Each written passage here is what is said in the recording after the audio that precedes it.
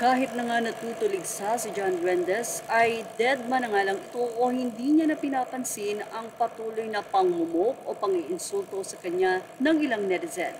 Siyempre, hindi naman lahat ay iniinsulto si John. May mga nagsasabi na tantanan na raw nito ang pagpo-post sa kanyang Facebook sa mga memories o photo nila ng superstar na si Nora Honor. At patahimikin na nga daw ang yumaong superstar. Well, hindi maikakaila na tila wala pa sa 1/4 ang mga posts ng memories na meron si John Rendes sa kanila ng superstar.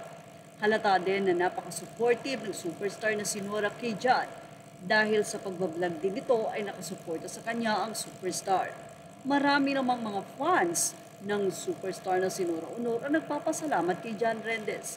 Dahil nga sa mga post nito ay hindi nila nalilimutan ang nasabi nga pong si superstar Nora Honor. Dahil hindi maikakailang, mamimiss talaga nila ito. At salamat nga daw, may isang John Rendes na nagsishare ng kanilang memories. Hindi lang yan, kahit na nga patuloy ang pagtuligsa kay John Rendes, may mga dumipensa rin naman dito. Actually, tahasan pang ipinost si John Rendes ang photo niya with the son of superstar Nora Honor, Ian De Leon, and Kiko kung saan kasama niya nga ang... Syempre, hindi ito latest dahil nandyan pa si Ate Guy, kaya naman marami talaga ang nalulungkot dahil kung hindi daw ito pumanaw, for sure ay mas marami pa talagang memories si John Rendes at ang superstar. Ganun pa man, narito ang naging say ng mga netizen. Say ng ilan, tumigil ka na, patahimikin mo na yung tao na kinabang ka na ng matagal, halos wala kang ang work na pwede mong ipagmalaki. Puro kasinungalingan lang ang sinasabi mo.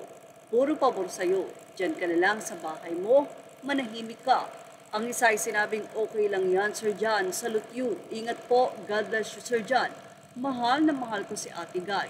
Ang mga kanta ko na lang ang pinapakinggan ko sa alaala ko sa kanya. Say naman ng isa, tama na raw at huwag nang gamitin. Hay nako dyan, tigilan mo na yan, hindi ka sinora.